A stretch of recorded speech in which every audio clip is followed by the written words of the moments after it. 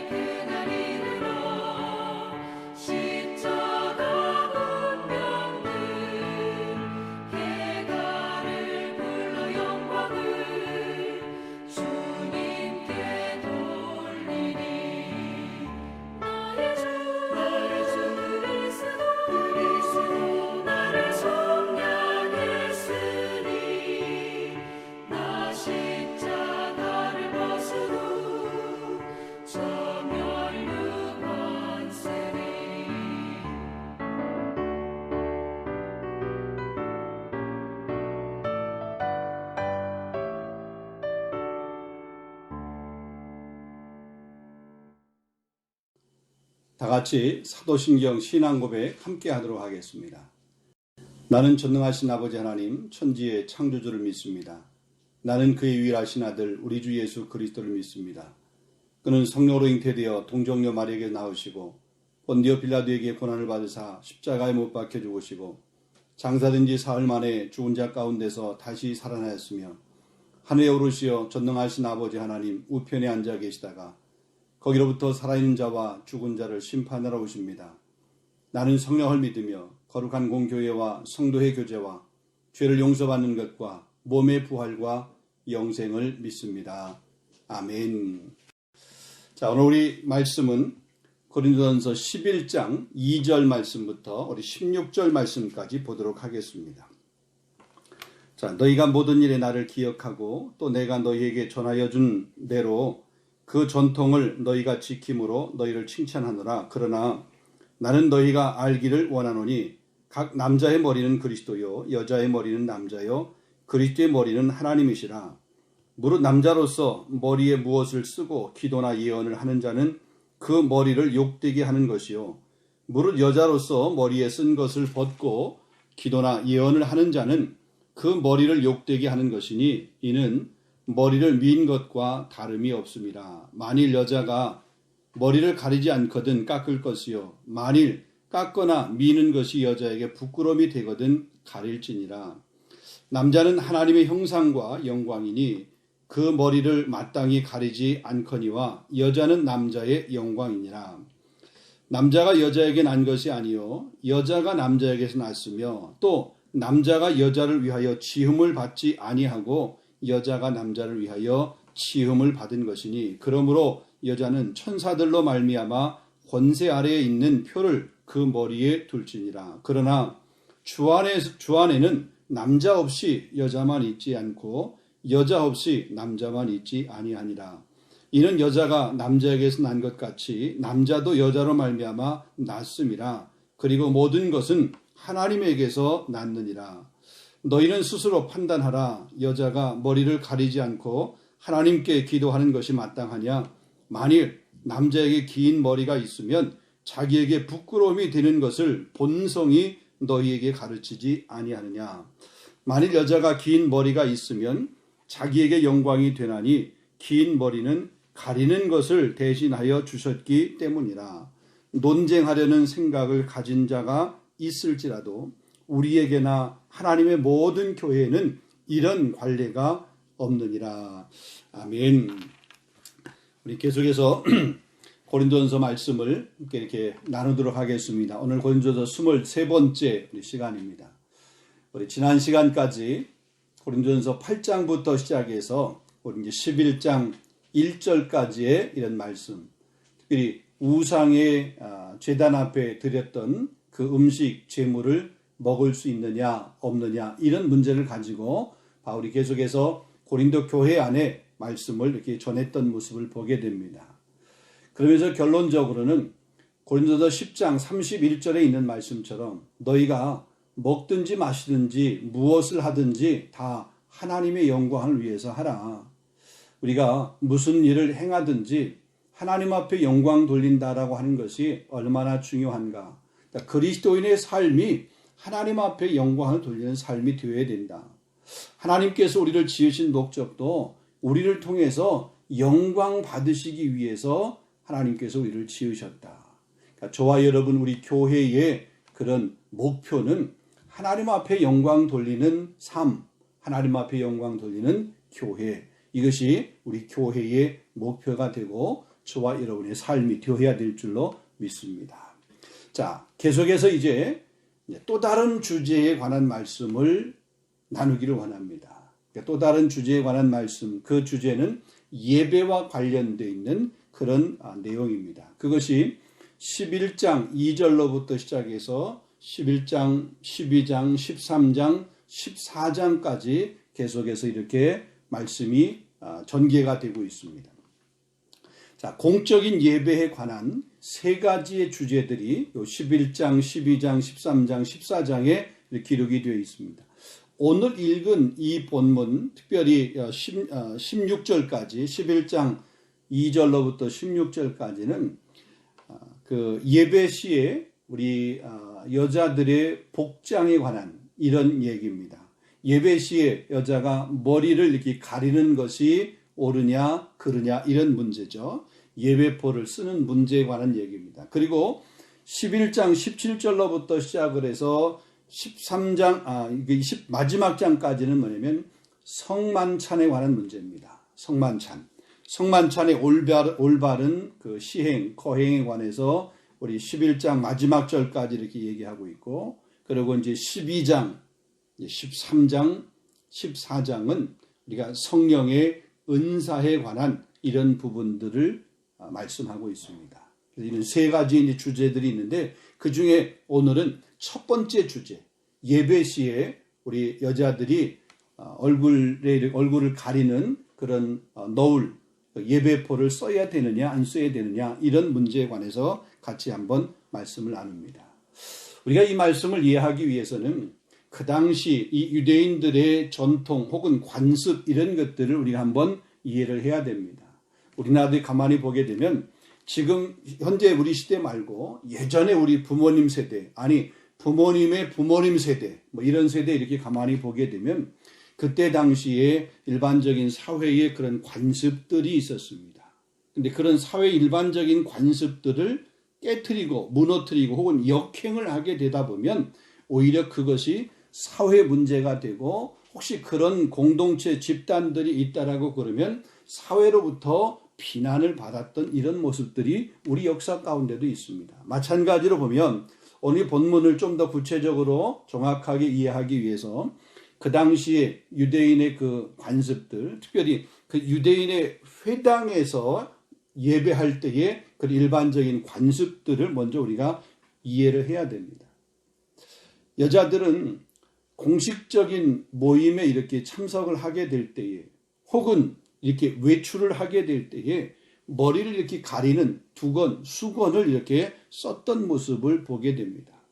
그러니까 머리를 가리는 것, 수건을 이렇게 쓰는 것, 그러니까 요즘으로 말하면 저 이렇게 모슬렘권 사람들이 히잡을 이렇게 쓰는 것하고 우리가 좀 비슷하다 이렇게 생각을 하면 되겠습니다. 이런 것들이 일반적인 관습이었습니다.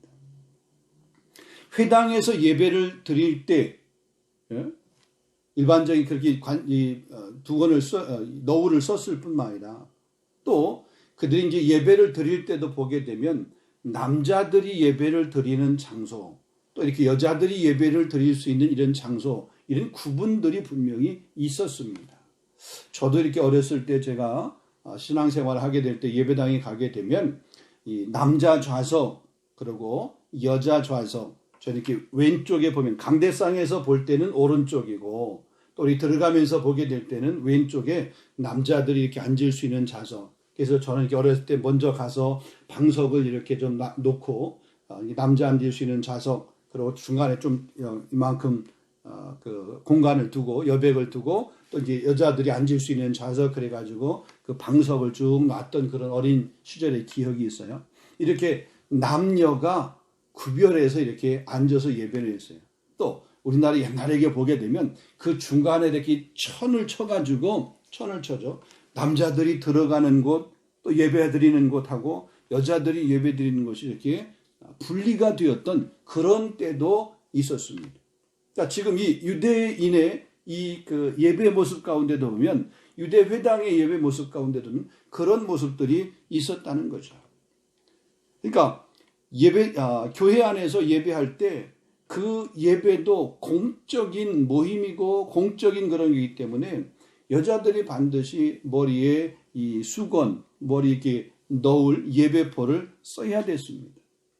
그런데 이 고린도 교회 안에 이런 것들을 안 쓰는 사람들이 있었습니다. 소위 말해서 그리스도 안에서 자유라고 하는 이런 것들을 주장을 하면서 안 썼다. 또 심지어는 아니 남자들은 안 쓰는데 왜 여자들은 우리만 써야 되냐라고 그러면서 오히려 그렇게 좀 반대적인 그런 생각을 가지고 안 쓰는 그런 모습들도 있었습니다.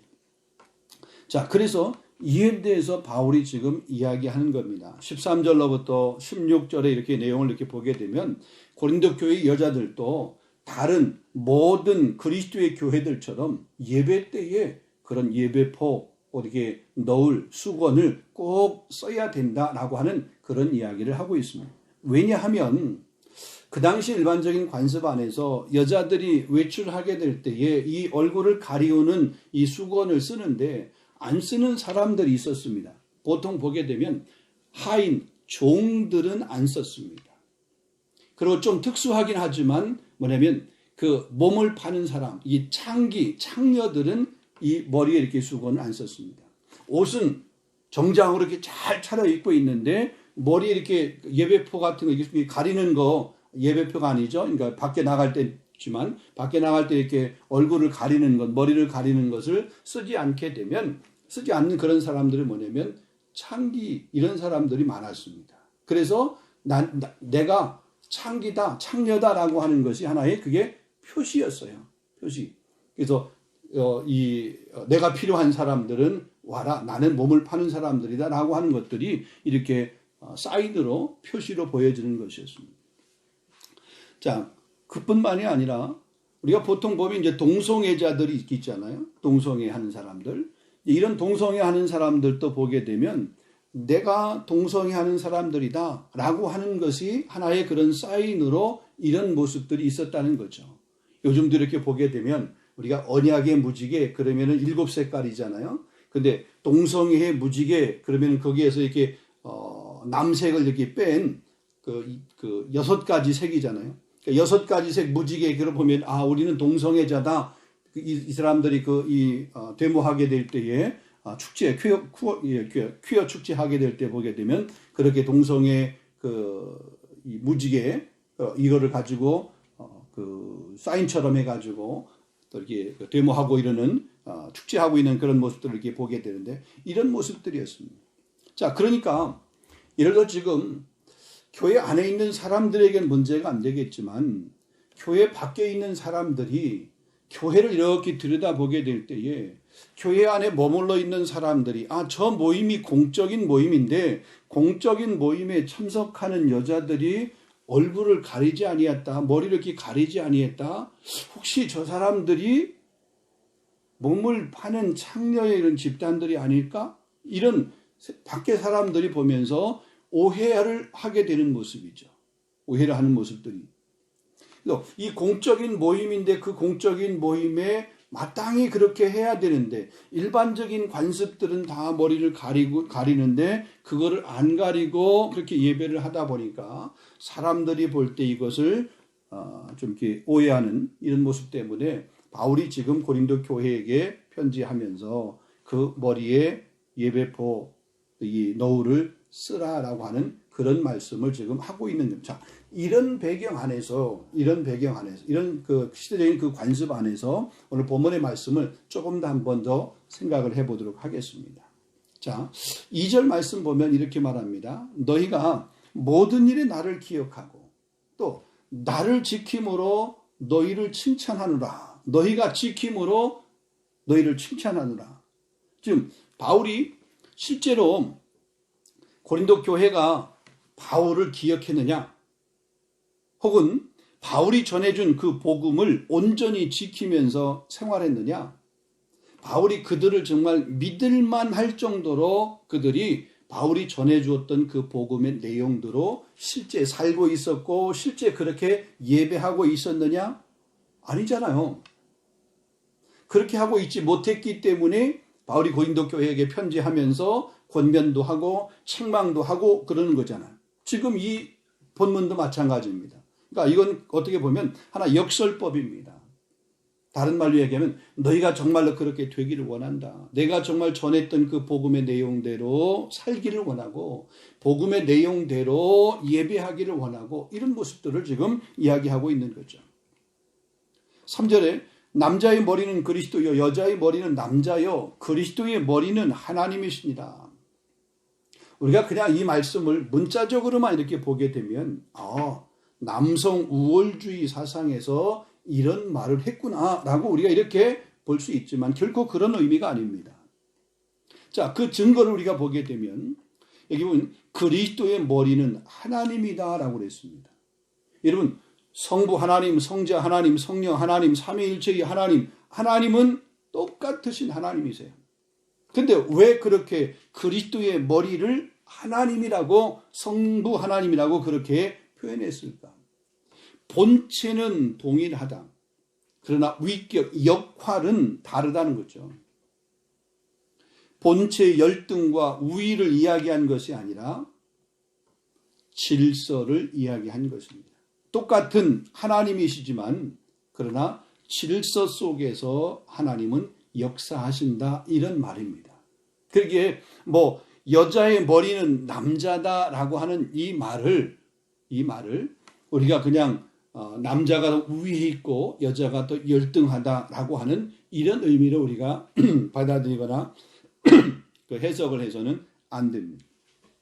하나의 창조의 질서 이런 부분들을 이야기한 것이죠. 그러니까 창조의 모든 것은 하나님의 질서 속에 있는 것입니다. 자연의 변화도 역시 마찬가지고 그러니까 창조하신 분의 그 질서 속에 있습니다. 이 세상에 나 혼자 사는 법이 없어요. 가정에서도 보게 되면 하나님께서 이 남편과 아내 가정의 그런 영적인 질서 있잖아요. 그러니까 그런 질서가 잘 이렇게 유지가 되게 될 때 평안한 가정이 되고 특히 행복한 가정이 되는 모습이잖아요. 교회 안에도 보게 되면 사실 하나님 앞에서 만인 제사장이기 때문에 모든 사람이 다 동일해요. 목사나 장로님이나 권사님이나 집사님이나 일반 평신도 성도들이나 다 똑같아요. 하나님 앞에는 똑같아요.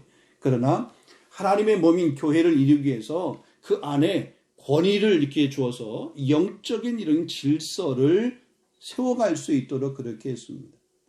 그러니까 목회서신, 그러니까 바울이 자기의 그 영적인 아들인 디모데가 아직 젊으니까 어리니까 디모데가 목회하는 데 있어서 목회적 권면을 이렇게 하게 된 그 서신이 우리 디모데전서, 디모데후서, 이 디도서, 보통 우리가 목회서신이라고 얘기를 하거든요. 그 목회서신에도 보게 되면 젊다고 해서 그 지도자 디모데가 젊다고 해서 이 교회가 그 지도자인 디모데를 이렇게 업신여기지 말라라고 그렇게 얘기하고 있습니다. 그거 보면 세상에서 이렇게 연령에 따라서 우리가 이렇게 좀 질서를 세워갈 수 있다라고 그러지만, 그러나 교회 안에서는 영적인 질서를 따라서, 영적인 질서, 비록 젊은 목회자라 할지라도, 연세가 많이 드신 분이라 할지라도, 드신 분들이 한 영적인 질서를 따라 목회자의 권위를 이렇게 인정해요. 또 우리 교회 안에서 권사님들이 혹 나보다 나이가 더 적을 수도 있잖아요. 그렇더라도 혹은 교회에 어떤 리더십을 가진 분이 나보다 나이가 더 어릴 수도 있잖아요. 연소할 수 있잖아요. 그렇다 할지라도 그 권위에 순종해주고 존중해주고 그 리더십을 인정해주고 세워줄 수 있는, 여선교회 회장이 혹은 남선교회 회장이 나보다 더 연소한 사람이라 할지라도 우리가 회장으로 세웠다라고 그러면 그 권위를 인정해주고 또 이렇게 같이 협력할 수 있는 그런 모습이 필요하다. 그런 의미로 지금 보면은 여자의 머리가 남자라고 하는 것을 하나 이렇게 질서적인 차원에서, 특별히 창조의 질서 안에서 그것을 봐야 되지, 남성 우월주의 사상 뭐 이런 것으로 우리가 봐서는 안 된다라는 얘기입니다. 자, 4절에 보면 이런 말씀이 있습니다. 무릇 남자로서 머리에 무엇을 쓰고 기도나 예언을 하는 자는 그 머리를 욕되게 하는 것이다. 이 4절에 보면 머리라고 하는 말이 앞에 부분의 머리, 남자로서의 머리를 이야기하고 있고, 그 다음에 뒤에 보면 그 머리를 욕되게 하는 것이다. 머리라고 하는 말이 단어가 2번 나오게 됩니다. 근데 앞에 부분에서 머리는 실제 남자의 머리, 남자 자신의 머리를 가리킵니다. 근데 뒤에 부분에 머리를 욕되게 한다라고 하는 것은 뭐냐면 그리스도의 권위를 가리키는, 그리스도를 가리키는 겁니다. 그리스도의 머리, 그리스도의 권위, 이거죠. 그러니까 남자 중에서도 이 머리에 수건을 쓰는 사람들이 있었습니다. 여러분, 이게 남자인데 머리에 수건을 쓴다, 남자인데 여자의 역할을 한다, 이런 거죠. 그러니까 동성애의 이런 모습을 보게 되면 남자인데 여자의 역할을 하는 사람이 있잖아요. 또 여자인데 남자의 역할을 하는 사람들도 있고 그렇잖아요. 그런 의미예요. 그러니까 남자인데 머리에 수건을 이렇게 쓰고 있다? 아니, 교회 밖의 사람들이 그 모습을 보게 되면, 아니, 남자는 머리에 수건을 쓰지 않는 것이 일반적인 관습인데 쓰고 있어? 그러면 저 사람은 좀 이상하네? 또 저 모이는 집단은 이상한 집단이네? 이렇게 생각을 하는 거죠. 그러니까 교회가 세상 가운데 뭔가 빛이 되고 덕을 세워야 되는데 그런 모습이 무너지는 거죠. 세상의 교회를 보면서 저 집단을 이상한 집단으로 보게 되고 세상에서도 그렇게 좋게 보지 않는 그런 모습으로 교회 공동체를 바라보게 된다는 거죠. 그런 사람들이 어떻게 세상에 나가서 영향력 있는 삶을 살 수 있겠느냐 말입니다. 오늘 이것이 단지 우리가 동성애의 문제 이런 것으로만 한정하는 것이 아니라 우리 일반적으로 교회가 세상 가운데 어떤 역할을 해야 되는지, 어떤 모습으로 세상 가운데 비춰줘야 되는지, 특별히 요즘과 같은 시대에 우리가 한번 더 깊이 있게 생각해 보아야 될 그런 주제라고 이렇게 생각을 하게 됩니다. 자, 계속해서 5절 이하 6절 이렇게 말씀을 보게 되면 이 고린도 교회 안에 여성들의 이런 그 예배 참여 모습들이 많이 이렇게 이 발전을 하게 됩니다. 그래서 예배 가운데 이렇게 가만히 보게 되면 그 공적인 예배를 참석을 하면서 성령의 감동을 따라 우리 여자들이 이게 기도도 하고 혹은 이렇게 예언도 하는 그런 모습들이 있었습니다. 그래서 이 기도하게 될 때 다른 사람들이 은혜를 받게 되고 예언함을 통해서 공동체가 뭔가 더 영적인 모습으로 이렇게 발전을 해 가게 된 모습이죠.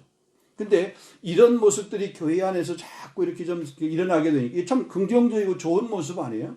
은혜 위에 은혜가 더해지는 모습, 또 여성들도 예배 안에 예배위원이나 이런 모습으로 참여되어지게 되는 이런 모습이잖아요. 이런 모습. 근데 이런 좋은 모습들이, 영적인 모습들이 교회 안에 있었는데 일반적인 관습을 완전히 그냥 타파해버리고 하다 보니까 너무 혁명적인 모습이 되는 거예요. 그리고 그분들, 그런 사람들 가운데 뭐냐면 그리스도의 자유라고 그래서 뭔가 그런 관습에 묶여있는 것들을 그냥 싫어하고 그래서 그냥 썼던 것들 그냥 훅 벗어버리는 이런 모습이잖아요. 제가 이렇게 어렸을 때 보게 되면, 지금도 우리 한국 교회 안에 그런 교회들이 좀 있습니다. 보수적이고 좀 이렇게 전통적인 그런 교회 안에서는요, 그 주일날 특별히 이렇게 회중기도, 특별히 주일 낮 예배의 이렇게 기도는 우리 아무리 권사님이더라도 연세 많으신 여성 성도라고도 안 시켜요. 꼭 우리 장로님들 혹은 남자들만 이렇게 회중기도를 하고 그러는 모습을 봐요. 어렸을 때도 신앙생활하면서 저도 그런 모습을 많이 봤습니다. 아까도 말씀드렸지만 제가 어린 시절에 다녔던 그런 교회는 남녀가 앉는 자리가 구분이 되어 있었어요. 그리고 주일 낮 예배는 꼭 남자분이 기도했어요. 집사님이든지 장로님이든지 이런 분들이 남자분이 기도를 했어요. 저녁 예배 혹은 수요 예배 이런 때는 우리 여자분들이 기도하는 그런 순서는 이렇게 할애가 됐어요. 예전에는 그랬어요. 뭐 지금은 그런 구분들이 대부분 이게 모든 교회마다 없습니다. 특별한 교회만 빼놓고는 많은 분들이 이제 이 남녀의 이 차별이 없이 예배 순서에 모든 분들이 다 이렇게 동참을 하고, 뭐 우리 교회는 특별히 그런 거 없잖아요. 남자분이든지 여자분이든지 은혜에 따라서 또 그 직분에 따라서 하나님께서 이렇게 맡겨준 순서에 따라서 또 섬기고 그러잖아요. 자, 여기 보면 이렇게 여성들이 예배에 적극적으로 참여하게 되고 또 예배 안에서 어떤 일정한 역할들을 담당을 하게 되고 그 역할들을 담당하면서 어떤 영향력들이, 능력들이 이렇게 나타나게 되다가 보니까 그런 사람들이 교만하기 시작하는 거예요. 그래서 이제 모든 질서를 무시하고 그냥 행동하고 있는 이런 모습들이 고린도 교회 안에 있었던 모습입니다.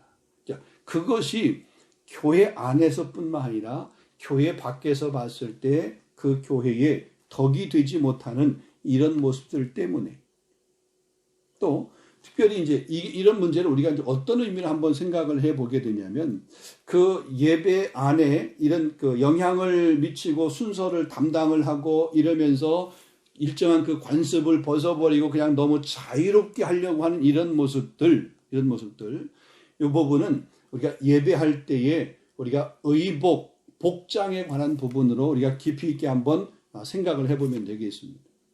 예배의 복장을 단정하게, 우리가 깨끗하게 하고서 예배를 해야 되는데 그러지 아니한 모습으로 우리가 한번 생각을 해보겠습니다. 요즘으로 이렇게 말하게 되면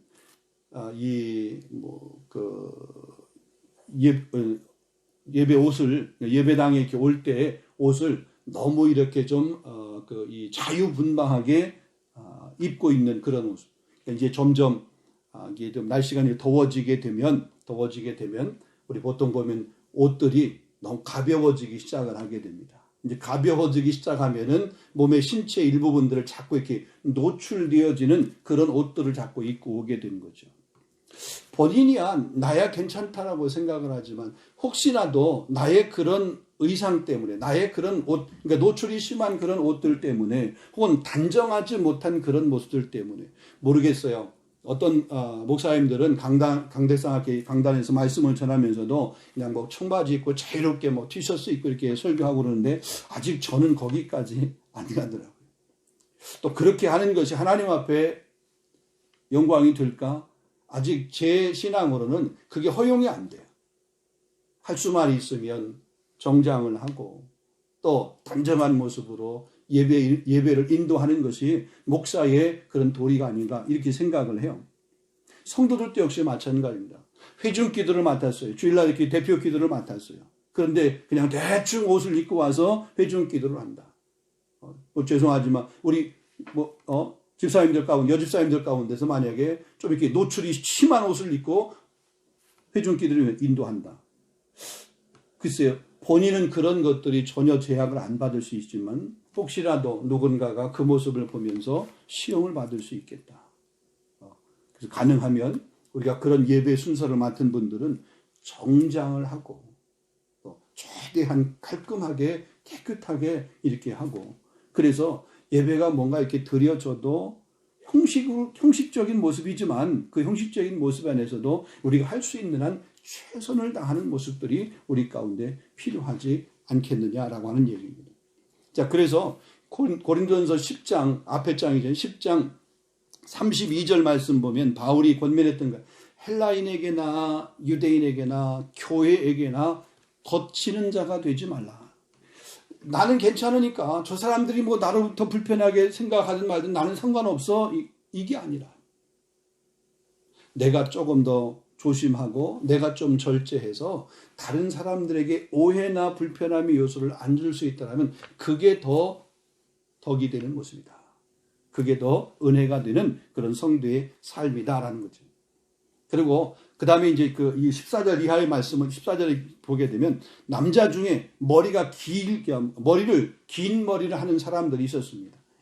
아까 말씀드렸던 것처럼 동성애의 모습으로 우리가 생각을 해보게 되면 이게 동성애 하는 사람들 가운데 여자의 역할을 하는 사람들이 이 머리를 이렇게 길게 내리는 모습이었어요. 근데 오늘 성경에 보니까 이런 남자가 머리를 짧게 하는 것 그리고 여자가 머리를 길게 하는 이런 것들은 뭐냐면 원래 본성에 그렇게 본성이 그렇다 이라는 거예요. 본성이 그렇다.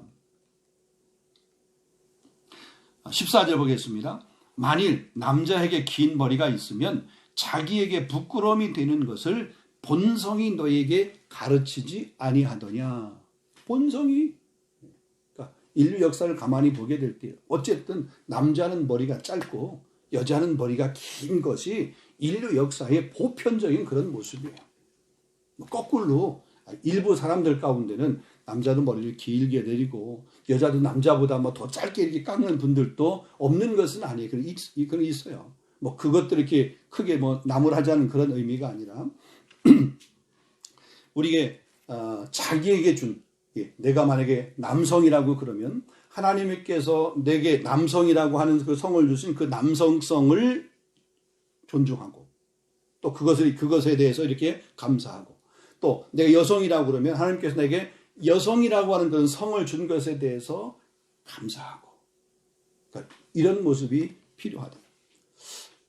마지막 16절 말씀 보면 놀라운 말씀이 있습니다. 16절을 제가 다시 한번 읽어보면 논쟁을 하려는 생각을 가진 자가 있을지라도 우리에게나 하나님의 모든 교회에게는 이런 관례가 없느니라.